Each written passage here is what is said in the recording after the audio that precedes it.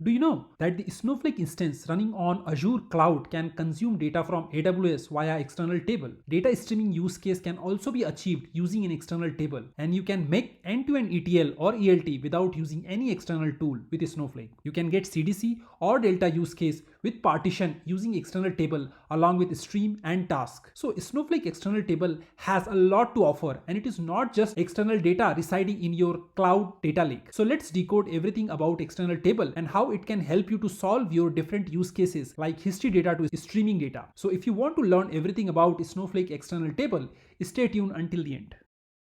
Welcome back to my channel Data Engineering Simplified and to this real jumpstart course for Snowflake data professionals. The last 10 episodes in this series already covered from history to architecture to fast history, bulk load to Snowpipe and many more important concepts. This episode, the episode 11, will primarily focuses on external table and how to access data from different cloud source object storage, and I guarantee that you would learn a lot. We will practice real example using Snowflake free trial edition.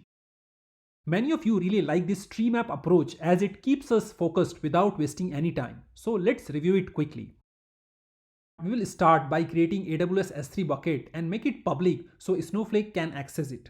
Then we will create an external stage mapping to S3 bucket and list and describe the stage. Next, we will create an external table and understand its SQL construct, understand the role of file format, value variant column and pseudo columns. We will also see how to query external stage without creating a table and then see how to fetch the data through external table. Next, we will understand the concept of file partition with external table, how to create a table which can leverage the partition data, and we will see the performance without and with the partition external table. Next, we will see the auto load feature, and we will also configure S3 bucket for notification and see some system function how to monitor the auto load feature. Next, we will cover some of the system and table function to check data load and metadata registry in the external table.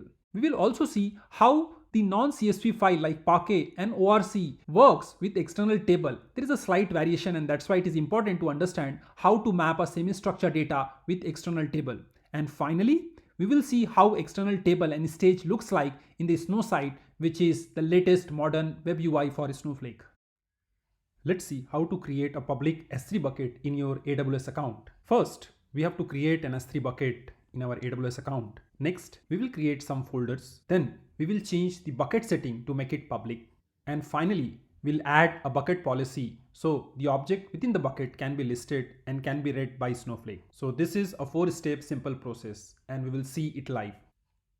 So go to your AWS console and search for S3 and click on the first result. It will take you to Amazon S3 bucket creation screen.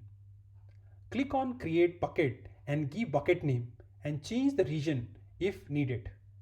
It is good idea to have a tag with all AWS resources. So add it and finally click on save to create the bucket.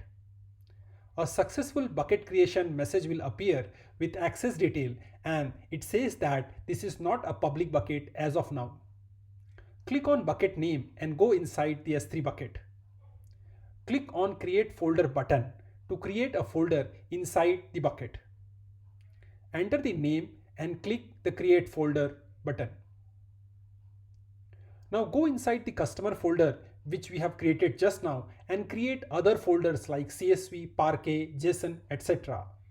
And we will push our files under this folder and map it to the external tables. Now we will upload a few sample CSV files to the customer/CSV folder using the upload file button. The AWS console will show a success message if all the files are uploaded successfully. If there is an error, it shows the error message too. Now we will make the bucket public by going to the properties tab. Scroll down and click on bucket setting option and uncheck block all public access checkbox. And once it is saved, the bucket becomes publicly available.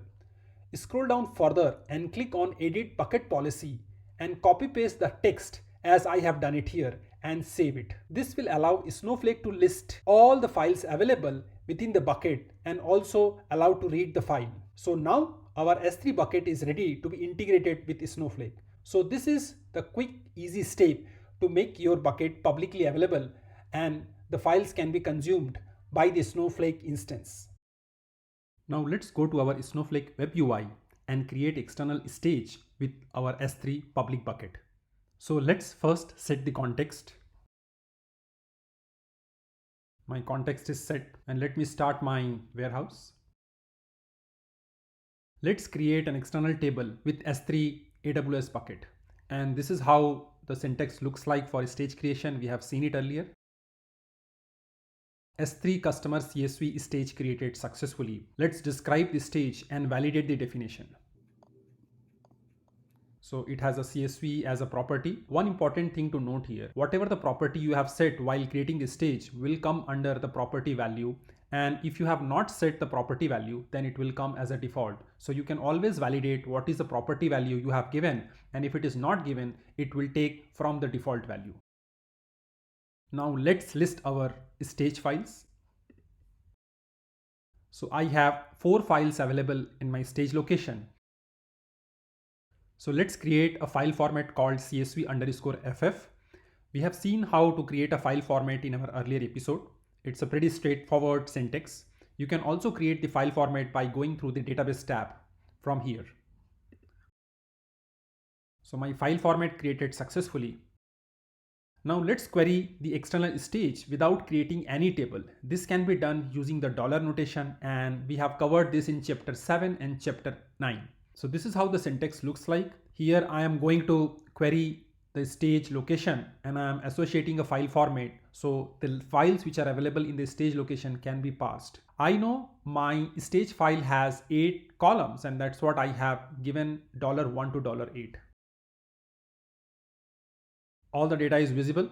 So my stage location is accessible and my file format is also working appropriately. What if you give one extra column in your dollar notation like $9? Whether the query will run or whether it will return null, let's see. My stage files are having only 8 field.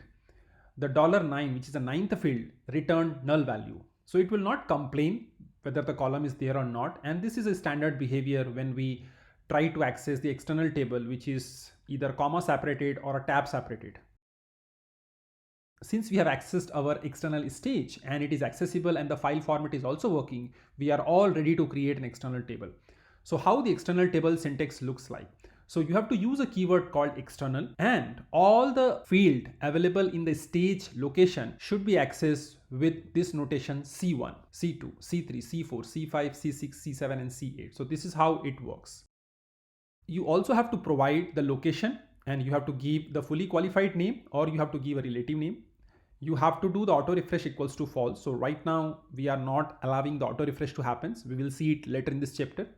And we are associating the file format. Either you can directly say the file type equals to CSV, or you can write file name equals to CSVFF. So this is how I have created a custom file format, and I'm going to create this external table. So my external table is created successfully. Now let's access the external table. I have given a suffix called ET, which represent external table. So it is called customer_CSV_ET. So when we fire a query on the external table, since it is an external table, the Snowflake automatically add a column called value column.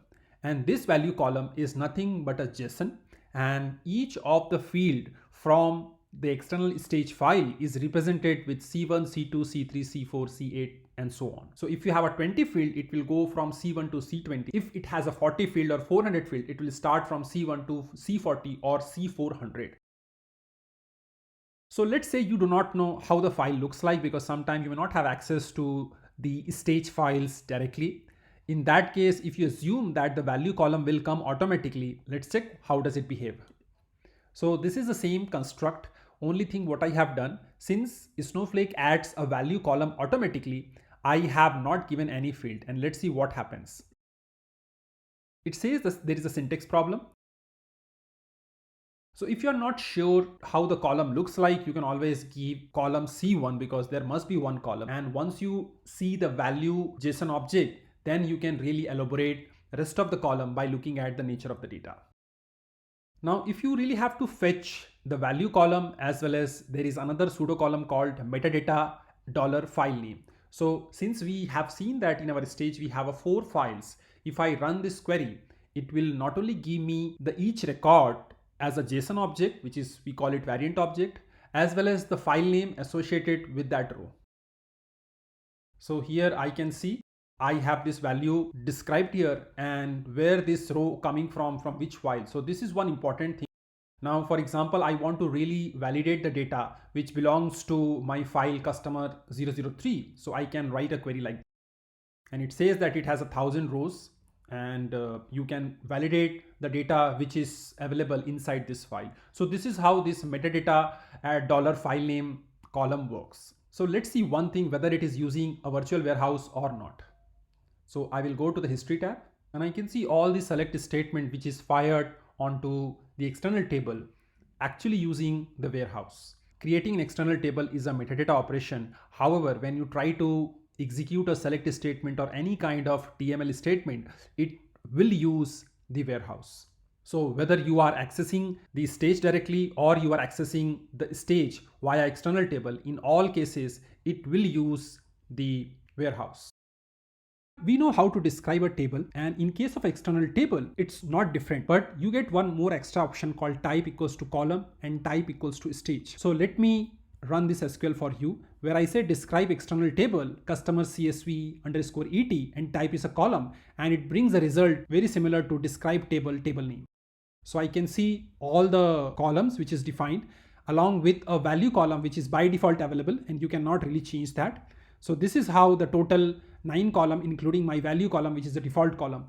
When I change to the stage, let's see what result does it bring.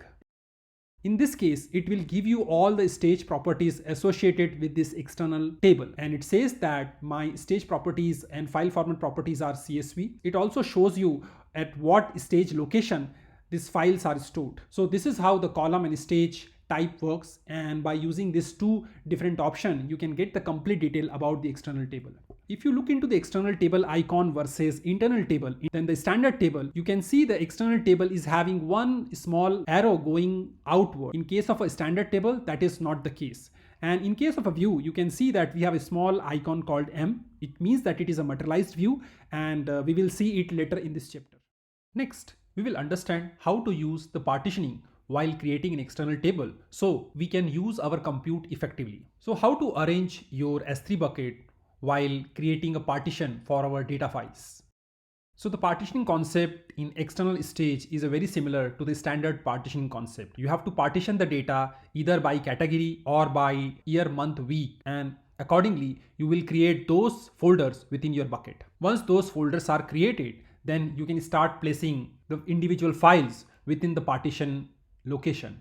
And in this example, like we have created automobile, building, furniture, household, and machinery. These are my partition folders, and within the partition I have individual CSV file or a data file. So how the syntax looks when we talk about external table and partitioning.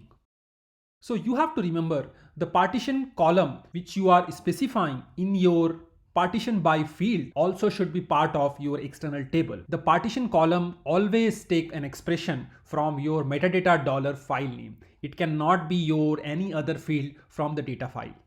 So the rule says specify one or more partition column in the external table. So external tables support more than one partition columns. A partition column must evaluate as an expression that parses the path and or file name information in the metadata $file name pseudo column. The partition column optimizes query performance by pruning out the data files that do not need to be scanned. So this is the primary purpose of having a partition column in your external table. Now let's see it working in our web UI. Let's create a new external stage by mapping it with our partition folder within the S3 bucket. So this is how the construct looks like. So my S3 underscore customer underscore CSV underscore partition stage is created. Describe the stage and validate the definition.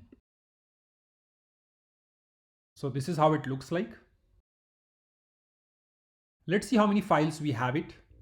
I have total 5 rows, and each partition folder has one data file. Now, whether it is a partition data or non-partition data, the query to the external stage works exactly the same way. So here, this is my partition stage, and I am using the same file format. So let's query the external stage now. So I can see I have a total 10,000 rows in my external stage. So let's first check the partition files. How does it look like? So this is how the file name appears, and what I have to do, if I have to really use a partition, I have to make sure this particular text is used as a partition. So the external table will automatically narrow down while I am giving this as a where clause. So let's build the partition field using the metadata and split function and validate it. I'm getting the appropriate data, and this data I'm going to use as a column in my external table. Since my stage location is up to the segment, this new field which I'm going to add as a partition will be prefixed with this stage name, and that is how the pruning would be used by the external table. Now I'm going to create my external table. So the overall syntax looks exactly same. Only one difference is that I am using this partition column, and for this partition column I am using this expression, and this is how I am specifying this partition by clause followed by the partition column. Make sure that partition by clause comes right after the table definition and before the with clause as well as file format. So my customer underscore partition underscore et table created successfully.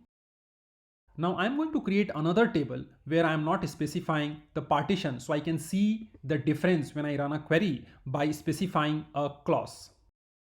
So here I'm not using any partition field. Customer underscore no partition underscore et external table is created. When you create a external table, automatically all the files available in the external locations is registered with your metadata registry. However, I would like to run the alter statement and refresh the external table. This ensures that all the file available in this stage location got registered with the external table metadata. Now I'm going to compare how many bytes it scans when I query the same clause where I have a partition and where I don't have a partition. So let me run this partition column machinery where clause, and it brought 1990 rows and it took 856 millisecond. When I run the same query where I do not have a partition column, it also brought 1990 rows. Now let's see in our history table. So let me first select with partition. I can see here it has read roughly 0.3 megabyte. For this, it has read 1.54 megabyte. Since it is a small data set, it is not really making a big difference here. However, when you are talking about a terabytes of data, and if your data files are not partitioned, obviously the time taken by each of them will be very, very different, and as well as the external byte scan will vary depends on your partition strategy.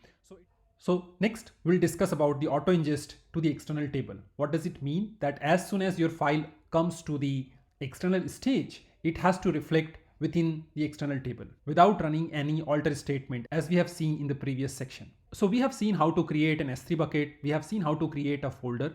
Now we will see how exactly you can enable the auto ingest. And for that, you have to first activate the SQS notification setup from the S3 bucket.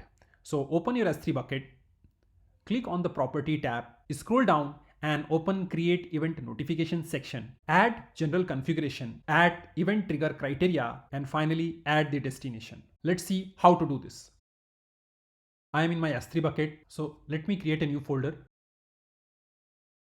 So customer stream demo, this folder is created, and let me add few files within this stream demo folder. So I'm going to add roughly 5 CSV files.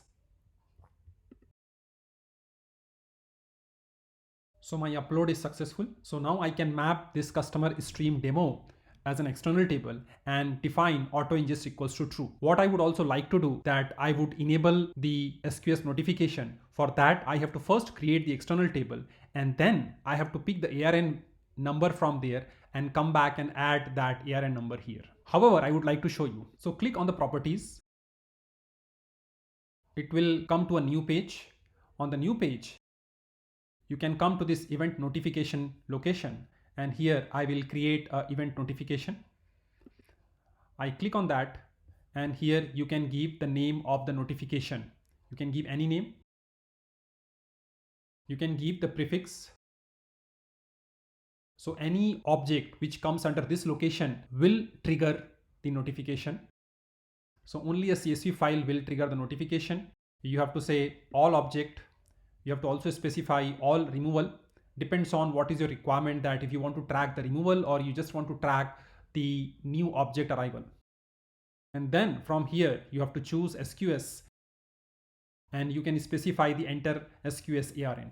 And once your external table ARN is created, you can copy paste the ARN here. So let's go back to our Snowflake UI and create an external table there. So first I will create a stage called S3 customer stream demo, and that stage will be mapped to my S3 bucket with the folder customer stream demo. My stage area is created successfully. Let's list down all the files.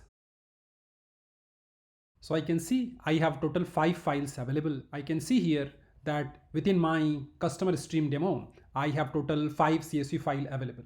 Now I'm going to create an external table, the name called customer stream demo, and all the definitions will be remain same as we have done for other external table, and it is mapped to the location customer stream demo. Here the flag auto refresh equals to true, and this is what the difference from previous exercise versus this exercise. The file format is CSVFF. Let me create this external table. So my external table got created successfully. Now since the external table is created, I need to get the ARN number and use this ARN number to create a notification from my AWS account. So here I have the result. So for this stream ARN, let me check what is ARN value. And I can see this is my ARN notification. I will copy this notification channel. If you are using any other cloud provider like GCP or Azure, in that case, this notification channel will come empty. So I am in my S3 bucket. I click on the properties. I go down to this notification, click on a create event and give a name. So my name is my simple notification, customer stream demo and CSV. I will say all object created. I will say all removal, and I will leave this two stuff as is. I will go and choose SQS and this, and I will copy paste my ARN. Once my ARN is copy pasted, I will click this save changes. So my notification is created, and this notification will push the notification message to the channel. Now before I add any new file, let me see how many records I have it, because since I created a new external table, all the 5 files which were available will reflect through this SQL statement. So I have 250 rows. This is a history function through which I can check how many files are registered with my external table. So I can see I have total 5 rows, 5 files are registered, and this is the size, and this is the E tag, and this is the MD5. So this is how the external table keeps track of all the file under its metadata history. Now I'm going to add 5 more files into my customer stream location, and let's see what happens. So I'm going to add 5 more files.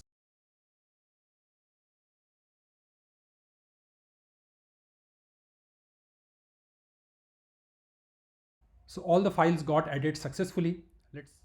Let's see if I list my, so I can see there are total 10 rows, but not all of them are registered here. I have 5 rows.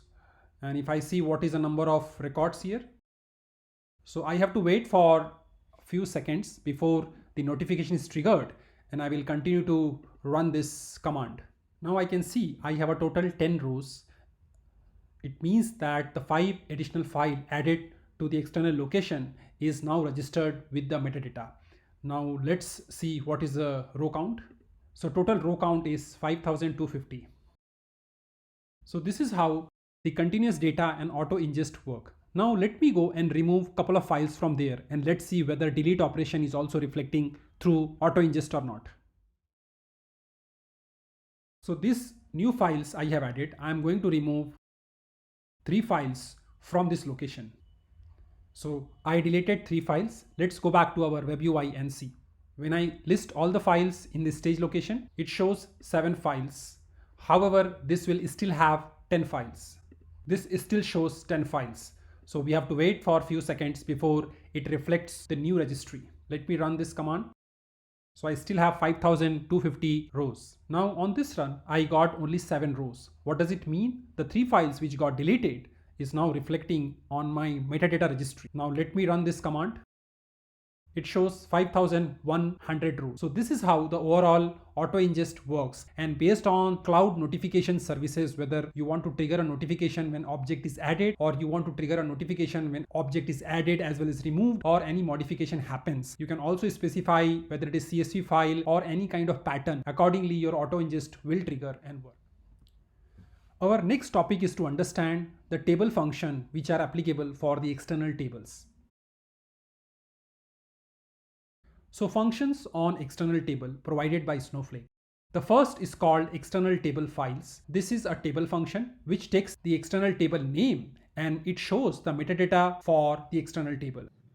The next table function is called external table pipe status, and here it retrieves the JSON representation of the current refresh status for internal hidden pipe object associated with an external table. So we have seen in the previous episode how the pipe works. Even for external table, there is a hidden pipe object which is working behind the scene for auto ingest equals to true parameter. There are two table functions on external table. The first one is called external table file registration history, which retrieves the metadata stored for all data files referenced by the external table. Next table function is called auto refresh registration history. It is slightly different than the external table file registration history. This retrieves the billing history for all external tables in your account that are configured for automatic metadata refresh. The query retrieves the history for 30 minutes range in 5 minutes period. So this is how this query can be used. Since we have loaded a very small amount of data set, I won't be able to demonstrate the output of this table function, but we will see few of them. We had seen that we created an auto ingest table called customer stream demo. You can run select system dollar external table pipe status and you can specify the external table name. What it does, if auto ingest is on, you can check the queue and the pending files. You can see if there is a pending files, you can see this number to going 1, 2, 3, 4. Now, if you have to check the metadata for all the files, whether it is deleted or added, whether it is really reflecting to your stage location or not, you can run this command called external table files. And this may differ from your stage listing. So this is how the result looks like. The next is that external table file registration history. This retrieves the metadata stored all the files referenced by my external table, right? So this shows that what is the operation. New files are registered. So files are registered successfully. If the files are unregistered, that we deleted 3 files, you can see the files are unregistered. This is how this external table file registration history works. So by considering these 3 functions, you can really understand how your auto ingest function is working. Let's understand the non-CSV format like Parquet or ORC and how does it work when it comes to the external table. I am going to create a stage where the file format is already specified as a Parquet and the compression is snappy. I already have the Parquet data available under my customer Parquet folder and we have around 20 objects available there. So my S3 customer Parquet stage is created successfully. Let me list all the files. So I got 20 rows. So I have 20 rows available. Now let's describe this stage first.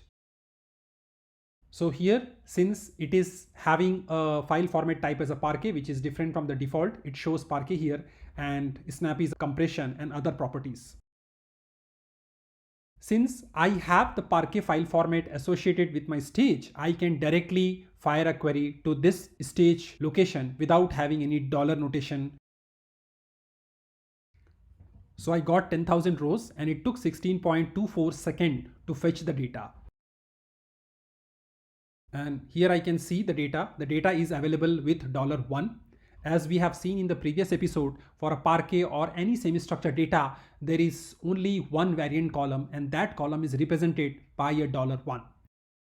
I can really see all the data set here.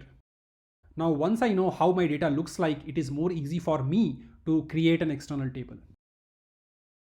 I can also refer to the metadata $file name. So this is a pseudo column which is available for each of the row. I know from which file this row is coming. So if you have to debug something, you can really use this metadata $file pseudo column. Now here, since we have not created an external table, the value virtual column will not work. So let me run this SQL. So you can see this value is not identifier. The value works only when you have created an external table. So since my external stage is having a file format associated with it, I can really use a $sign without specifying any file format. So I can really see my customer keys. One important thing, that this field value is case sensitive. So make sure that you first understand your data set and accordingly you use the field name. Let me show you. So it brought all the null value because from that variant field, it could not fetch this key. And it is as good as writing a field called unknown key. So now we know what is the different key available in my variant column, and accordingly I can really define $1 followed by the name of the column, and I can cast it to varchar or a decimal or any other data type. Here I'm primarily selecting and translating and validating data before I create an external table. So my data looks good. So I am all good to create my external table. So if you try to create a table like this where you have not specified the file format, it ends up with error.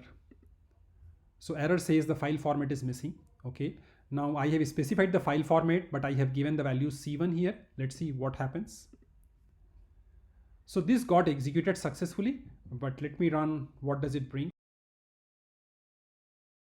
So it has got all the null value because this translation failed. Okay. So the right approach, and if I really specify a right key, then it will work. Now I'm able to see the customer key. So this is the right way that you have to create an external table when you work with a semi-structured data. Finally, I'm going to create an external table. Table is created successfully. Now I can see all the data available, total 10,000 rows. So this is how your external table works when it comes to the semi-structured data. You cannot follow the C1, C2, C3 approach, and you have to use the dollar notation. Now the ORC also works exactly the same way the Parquet works, but let me quickly show you. So I have an ORC folder available in my S3 bucket. It is also having the same data set. Let me show you quickly. So this is my ORC bucket. It has 10 objects available with Snappy and ORC. So I'm going to create this S3 stage customer ORC. Let me list how many files does it have. It has total 10 records. Let's describe the stage. It shows it is associated with the ORC file format, which I have already specified here. So I prefer that when you create a stage environment where you have a semi-structured data set, especially ORC, Parquet, Avro, JSON, XML, you make sure that you have the file format associated with it. It will be more easy to have your development running faster. So without creating any external table, I can really review the data. And once I review the data, I can create my external table. So here I'm going with customer ORC. And here you see that all the fields are associated with $1 followed by the key and then typecasting to the appropriate data type. And we have seen that even though you have specified file format with a stage, you have to give the file format here when you are creating external table. Auto refresh is false. My customer ORC external table created successfully. Now let me run this. So I can see I have a 10,000 rows, and each of the external table will have a pseudo column called value. And this is how it looks like. When I come to the query history, what I see here, the remote disk IO is something which is 37%. So this is how it looks. The table scan may take little longer time for the data which is residing outside of your Snowflake environment. So let's create a materialized view and see how does it look like. This is how my materialized view looks like. If I run it, I got exactly 10,000 rows, less amount of time. And if I go back to my query history and see how does it look like. If you look into the profile, it has done a better job because it has scanned less amount of data. Your overall response time for the materialized view is much more faster. Now let's go to the Snow site and see how this external stage and external table looks like there. So here is my Snow site web interface, which is also called modern web interface. And you can refer my previous episode where I have covered the Snow site in detail. So these are all my external table. When you click on that, so it shows what is a cloud provider, what is a file format associated with it, and what is a location associated with that, and what region this external stage is located. So this is how you can click on a column and it will show you all the column. It also shows the value column with variant. And if I would like to see the data preview, click on it. It will show all the data. Let's go and see the stages. So I have a couple of stages. We have seen this ORC stage. Let's see how does it look like. So this shows that this stage is pointing to this S3 location is AWS. So this is how your external table and stage looks like. If you really want to track the cost of your auto ingest process, you can switch your role to the account admin and you can go to your account usage schema and you can go to meter daily history view and click on the preview data, and it would show what is the cost of materialized views and what is the cost of underlying pipe. So this is how you can check that. You can also go and click on the pipe usage history. And here it will show you the different pipe which is being used. Wherever we don't have a pipe name, this is a pipe which is being used to auto ingest the external table. So this is how you can track the cost. Since we have used a very small set of file, the cost is very, very minimal, and the cost will be calculated by cloud service by end of day.